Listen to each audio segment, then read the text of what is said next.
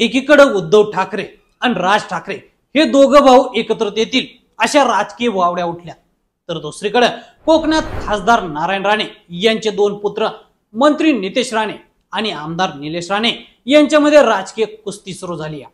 दोघांची बोलण्याची भाषाही बदलली आहे। आता हेच बघा ना, नितेश राणेंनी शिवसेनेतील नेत्यांना दम दिल्यानंतर निलेश हे पक्षासाठी धावून आले।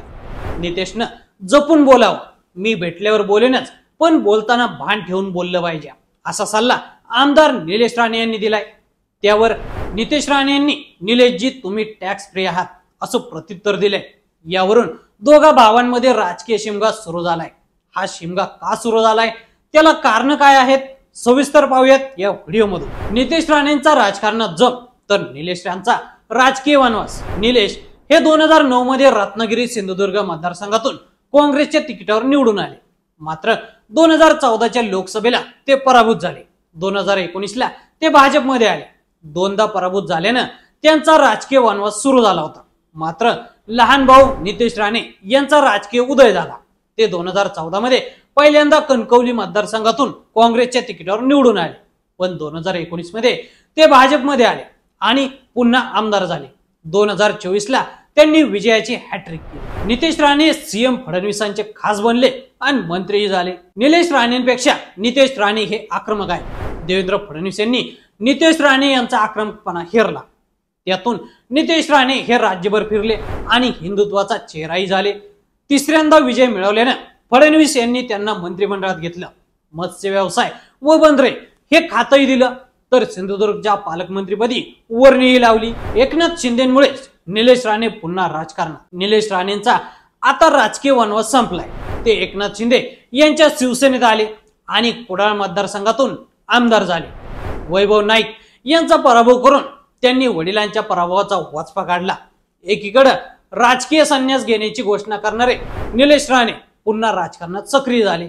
त्याचं श्रेय हे एकनाथ शिंदे यांना देतात। एप्रिल महिन्यात एकनाथ शिंदे यांच्या उपस्थितीत कुडाळमध्ये एक कार्यक्रम झाला। त्यात निलेश राणे म्हणाले की माझ्या कपाळी 16 वर्षानंतर गुलाल लावण्याचं काम एकनाथ शिंदे यांनी केलंय, त्यामुळं मी त्यांना या जन्मात तरी सोडणार नाही। मला त्यांनी पुन्हा जिवंत केलंय। माझ्या मतदारसंघातील समस्या काही प्रश्न असतील तर मी थेट एकनाथ शिंदे यांच्याशी बोलतो। सिंधुदुर्ग मतदारसंघात शिवसेना वाढवणार आहे, कोणी आडवा आला तरी मी काम थांबवणार नाही असं निलेश राणे यांनी जाहीर करून टाकले। घरात पालकमंत्री असतानाही निलेश राणे हे नितेश यांना विचारत नाही असा त्याचा अर्थ लावला गेला। त्याच्या बातम्याही झाल्या। यावरून सिंधुदुर्गच्या पालकमंत्री नितेश राणे हे प्रचंड चिडले होते। मीडियावाले आमच्या घरात फूट पाडत आहेत, अशा चुकीच्या बातम्या देऊ नका असं नितेश राणे यांचं म्हणणं होतं। शिवसेनेवर बोललेलं निलेश राणे खपवून घेईना। एकनाथ शिंदे किंवा त्यांच्या शिवसेनेवर कुणी टीका करायला लागल्यानंतर आता निलेश राणे हे ढाल बनून पुढे येत आहेत। 2 दिवसांपूर्वी मंत्री नितेश राणे हे धाराशिव जिल्ह्याच्या दौऱ्यावर होते। या जिल्ह्याचं पालकमंत्रीपद शिवसेनेचे परिवहन मंत्री प्रताप सरनाईक यांच्याकडे आहे। जिल्हा नियोजन समितीच्या कामांवरून भाजप आणि शिवसेनेमध्ये वाद झाले। त्यातून काही कामांना स्थगिती दिली। कुणी कितीही ताकद दाखवली, कसंही नाचलं तरी सगळ्यांचा बाप म्हणून भारतीय जनता पार्टीचा मुख्यमंत्री देवेंद्र फडणवीस बसलाय हे लक्षात ठेवा अशी दम देण्याची भाषा नितेश राणेंची होती। त्याला लगेच निलेश राणे यांनी एक ट्विट करून चोख प्रत्युत्तर दिलं।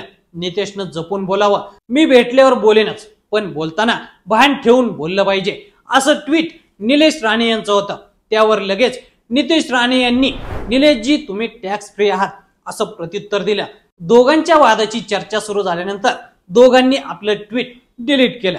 या घटनांवरून राणे बंधूंमध्ये जोरदार राजकीय रस्सीखेच सुरू असल्याचं दिसून येतं। माझ्या मुलांमध्ये कधीही भांडणं होत नाहीत असं नारायण राणे यांनी अनेकदा सांगितलंय। मात्र दोघं भाऊ वेगवेगळ्या पक्षात असल्यानं दोघंही आता आमने सामने येत असल्याचं दिसून येतंय। पक्ष वाढवण्यासाठी एकनाथ शिंदे आणि भाजपमध्ये स्पर्धा आहे। आता ही स्पर्धा राणे बंधूंमध्ये जोरदार सुरू झाली आहे हे मात्र नक्की। तर मंडळी, राणे बंधूंमधील वाढत्या राजकीय संघर्षाबद्दल तुम्हाला काय वाटतं आम्हाला कमेंट करून नक्की सांगा आणि असेच नवनवीन माहितीपूर्ण व्हिडिओ पाहण्यासाठी लेट्स अप मराठी फॉलो करा। सोशल मीडियाच्या भाऊ गर्दीत विश्वासार्हतेने चकाकणारे नाव म्हणजे लेट्स अप मराठी। नाही, सगळ्या नागरिकांना ती स्पीच ती right लेट्सअप वरील मुलाखती म्हणजे विचारांचा खजिना. त्यानंतरच्या निवडणुकीमध्ये मला सोडून गेले. बातम्या केवळ वस्तुस्थिती सांगणाऱ्या, न प्रोपगंडा, फक्त जनतेचा अजेंडा.